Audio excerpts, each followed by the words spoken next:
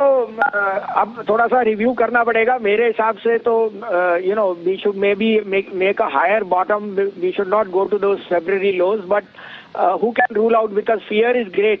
और आज आप देख रहे हैं वीकेंड है, और साथ में ये जो टेंशन की बात है ऑन द न्यूक्लियर रिएक्टर, ये सब प्ले आउट करता है।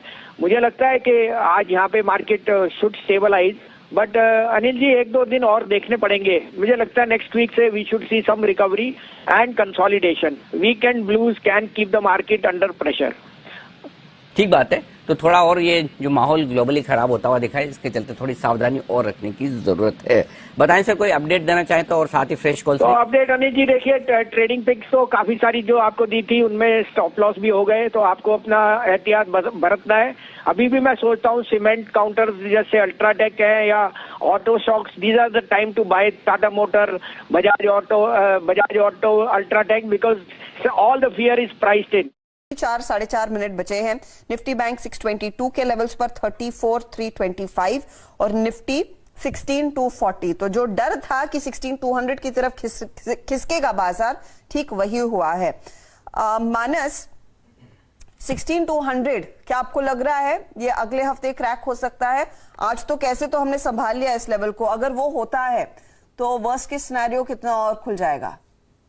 तो देखिए, मेरे लिए तो ये एक फ्रेश ब्रेकडाउन है, क्योंकि जो 24 फेब को लोज बने थे, क्लोजिंग हुई थी उस दिन की 16,247 के आसपास की क्लोजिंग हुई थी।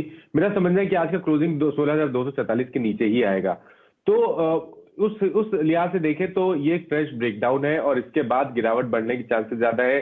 इस फ्रेश ब्रेकडाउन के अगर टारगेट सेट करने होंगे तो वो करीब 15,900-950 तक के आते हैं। तो करंट लेवल से भी 300-350 पॉइंट की गिरावट अभी और देखने को मिल सकती है। और देखिए, ध्यान रखिए, निफ्टी 200 मूविंग एवरेज के नीचे ट्रेड कर रहा है, लोअर टॉप लोअर बॉटम बन रहे हैं, तो ट्रेंड तो बहुत क्लियरली नेगेटिव है। और जब तक कोई बहुत ही कुछ क्लियर कट पैटर्न नहीं बनता है कैंडलस्टिक चार्ट पे, कोई इंपॉर्टेंट प्राइस ब्रेकआउट देखने को ना मिले, या कोई इंपॉर्टेंट मूविंग एवरेज ब्रेक करके उसके ऊपर क्लोजिंग ना आए, तब तक तो मैं समझता हूँ ये सेल ऑन रैलीज का मार्केट है, और गिरावट बढ़ने के चांसेस मंडे को भी है।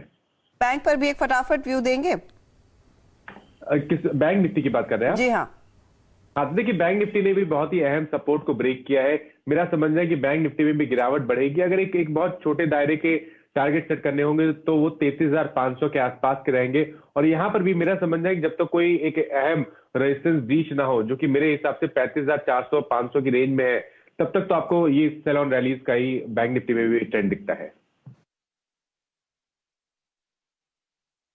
ओके चलिए, इस बीच आपकी स्क्रीन पे स्टॉक्स ऑफ रख देता हूं। इस बीच अगर आप देखें जुबिलेंट फूड फिश, देखिए फिर एक व्यू लीजिए इस स्टॉक पे।